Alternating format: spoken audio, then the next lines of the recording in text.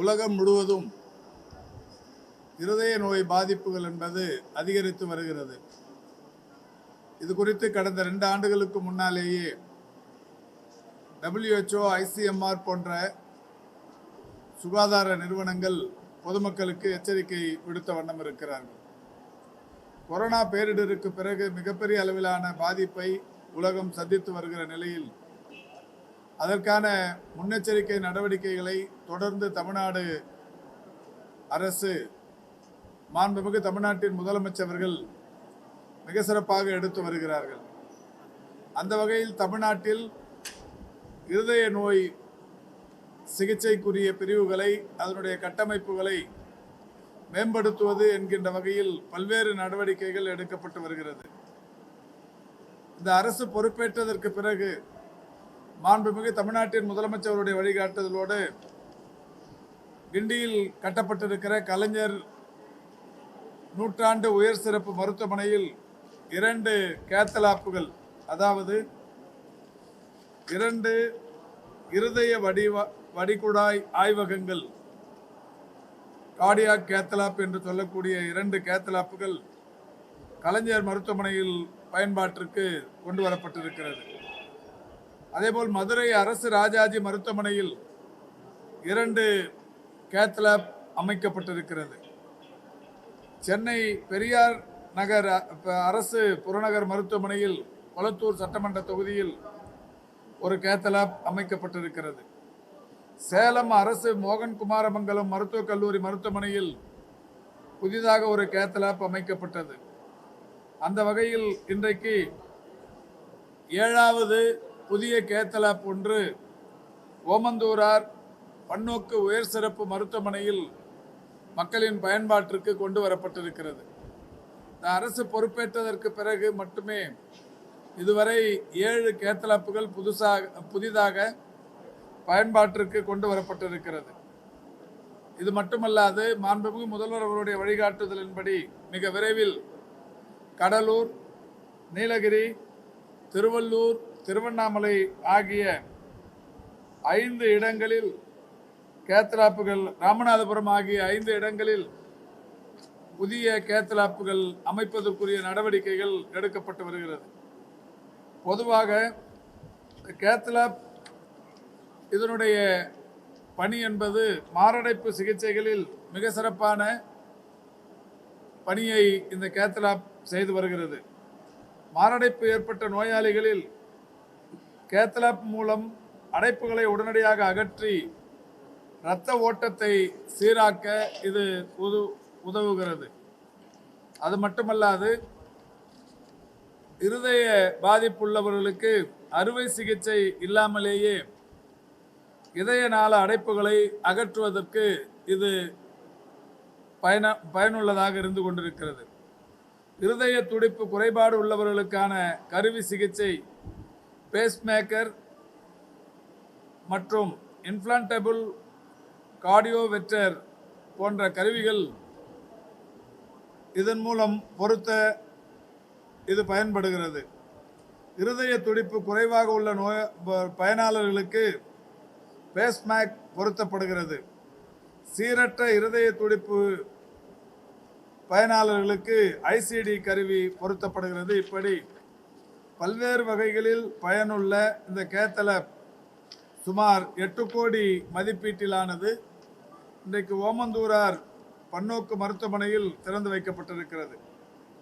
ஏற்கனவே இந்த மருத்துவமனையில் ஒரு கேத்தலாப் பயன்பாட்டில் இருந்தாலும் தினந்தோறும் அதில் சற்றப்ப 20 பேர் அதில் ப்ரொசீஜர் செய்து கொள்ளுகிற அந்த நிலை என்பது இருந்து கொண்டிருக்கிறது.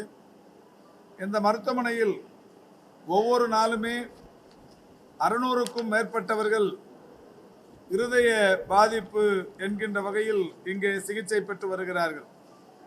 ஒவ்வொரு நாளும் 600க்கும் மேற்பட்டவர்கள் வருகின்ற அந்த காரணத்தினால் இங்கே கூடுதலான கேத்தலாப் வசதி வேண்டும் என்கின்ற கோரிக்கை மருத்துவ நிர்வாகத்தின் சார்பில் விடுக்கப்பட்டது.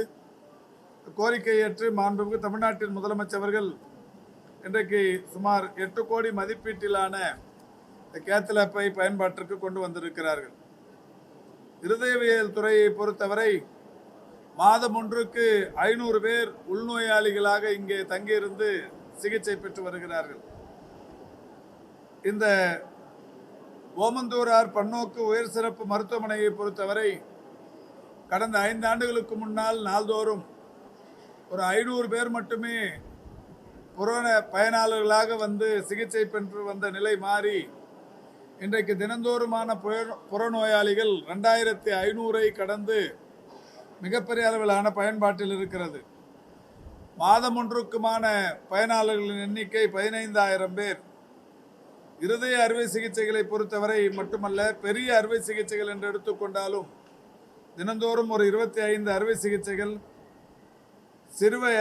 சிறிய அறுவை சிகிச்சைகள் என்று ஒரு 15, முழு உடற் பரிசோதனைகள் என்று தினந்தோறும் ஒரு 55 என்று பல்வேறு வகைகளில் இந்த ஓமந்தூரார் பன்னோக்கு அரசு மருத்துவமனை சேவையாற்றி வருகின்றது. இந்த மருத்துவமனையில் மாண்புமிகு தமிழ்நாட்டின் முதலமைச்சர்கள் இந்தியாவில் வேறு எந்த மாநில அரசு மருத்துவமனையிலும் இல்லாத ரோபோட்டிக் அறுவை சிகிச்சை மையம் ஒன்றை 34 கோடியே 60 லட்சம் மதிப்பீட்டில் திறந்து வைத்தார்கள். அதுவும் இங்கே மிக சிறப்பான வகையில் பயன்பாட்டில் இருந்து கொண்டிருக்கிறது. பல்வேறு வகைகளிலான சிறப்பு மருத்துவங்கள் இந்த மருத்துவமனையில் செய்து கொண்டிருக்கின்ற காரணத்தினால் தினந்தோறுமான பயனாளர்களின் எண்ணிக்கை இந்த மருத்துவமனையில் அதிகரித்து வருகிறது. அதன் காரணமாகத்தான் இன்றைக்கு 8 கோடி மதிப்பீட்டிலான இந்த கேத்தலாப் ஒன்று இன்றைக்கு பயன்பாட்டிற்கு கொண்டு வரப்பட்டிருக்கிறது.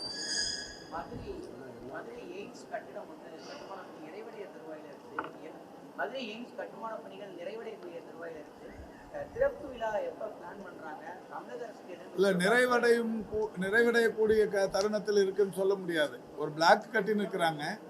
இதுவும் கூட மாண்புமிகு முதல்வர் அவர்கள் எய்ம்ஸ் மருத்துவமனையின் கட்டுமான பணியை விரைவுபடுத்திட வேண்டும் என்று சொல்லி என்னையும் மரியாதைக்குரிய துறையின் செயலாளரையும் டெல்லிக்கே ஜப்பானுக்கே அனுப்பி ஜைக்கா நிறுவனத்தின் துணைத் தலைவர் அவர்களை சந்திக்க ஏற்பாடு செய்தார்கள். நாங்கள் போனது மட்டுமல்ல, டெல்லியில் இருக்கிற எய்ம்ஸ் அதிகாரியையும் அழைத்து சென்றோம். எய்ம்ஸுக்காக இந்த மதுரைக்காக போட்டிருந்த ஒரு கோஆர்டினேட்டர், அந்த அலுவலரையும் அழைத்து சென்று ஜைக்கா நிர்வாகத்திடம், ஜப்பான் பன்னாட்டு கூட்டுறவு முகமை இடத்தில்தான் இதற்காக கடனை ஒன்றிய அரசு கேட்டிருந்தது. அந்த கடன் அவர்கள் நீண்ட நாட்களாக விடுவிக்கப்படாமல் இருந்த நிலையில் மாண்புமிகு தமிழ்நாட்டின் முதலமைச்சர்கள் நேரடியாக ஜப்பானுக்கே சென்று அந்த கடன் விடுவிக்க வேண்டிய அவசியத்தை வலியுறுத்தி சொன்னார்கள். அந்த வகையில் நானும் துறையின் செயலாளரும் அந்த எய்ம்ஸ் மருத்துவமனையின் கோஆர்டினேட்டருமாக சென்று ஜைக்கா துணை தலைவரிடத்தில் கேட்டோம். கேட்டதற்கு பிறகுதான் அது டெண்டர் ஃபைனலைஸ் செய்யப்பட்டு இப்பொழுது பணிகள் நடைபெற்று கொண்டிருக்கிறது. முழுமையாக பணிகள் முடிவடைவதற்கு 2028 இறுதியில் ஆகும் என்று அன்றைக்கே ஜப்பான் நிர்வாகம் அன்றைக்கு சொன்னது. இருந்தாலும் மாண்புமிகு தமிழ்நாட்டின் முதலமைச்சர்கள் கடந்த 4 ஆண்டுகளாக இந்த எய்ம்ஸ் மருத்துவமனை ஏற்கனவே அடிக்கல் நாட்டிவிட்டார்கள். எப்படியாவது தமிழ்நாட்டில் செயல்படுத்திட வேண்டும் என்கின்ற வகையில் முதல்வர் அவர்கள் எய்ம்ஸ் மருத்துவக் கல்லூரியில் முதன்முறையாக ஒரு 50 மாணவர்களுடைய சேர்க்கைக்கு முதல்வர் அவர்கள் ஒத்துழைப்பை தந்து ராமநாதபுரத்தில் இருக்கிற மாநில அரசு மருத்துவக் கல்லூரியில் அவர்களை சேர்க்க வைத்து இன்றைக்கு பாடம் நடத்தி கொண்டிருக்கிறார்கள். ஒவ்வொரு ஆண்டும் 50 மாணவர்கள் என்கின்ற வகையில் கடந்த 4 ஆண்டுகளாக அந்த மாணவர்கள் நம்முடைய மாநில அரசு மருத்துவக் கல்லூரியில் தான் படித்துக் கொண்டிருக்கிறார்கள். எய்ம்ஸ் மருத்துவக் கல்லூரியை பார்க்காமலேயே மருத்துவக் கல்லூரி படிப்பை முடித்து வெளியில் செல்பவர்களாக ஒரு பேட்ச் அடுத்த ஆண்டு வெளியில் போக இருக்கிறது. இதுதான் எய்ம்ஸ் உடைய இன்றைய நிலை.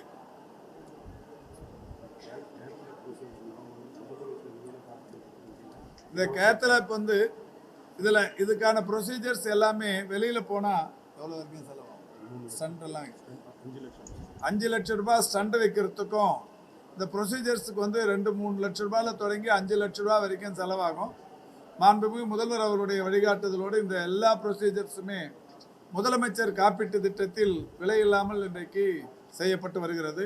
அந்த வகையில் தான் இன்றைக்கு ஓமந்தூரார் பன்னோக்கு மருத்துவமனையில் தினந்தோறுமான புறப்பயனாளர்களாக இருதய சிகிச்சை பிரிவுக்கு மட்டுமே 600 பேர் வருகிறார்கள் என்பது ஒரு மகிழ்ச்சியான விஷயம். அந்த அளவுக்கு இன்றைக்கு அரசு மருத்துவ சேவையை மக்கள் முழுமையாக ஏற்றுக்கொள்ள தொடங்கி மிகப்பெரிய அளவில் வந்து பயன்பெற்று கொண்டிருக்கிறார்கள். இதனால்தான் பயன்பாடு அதிகமாக இருக்கிற காரணத்தினால்தான் கூடுதலாக இன்னொரு கேத்தலாப் நிறுவ மாண்புமிகு முதல்வர் அவர்கள் உத்தரவிட்டு அது இன்றைக்கு மக்களின் பயன்பாட்டுக்கு கொண்டு வரப்பட்டது.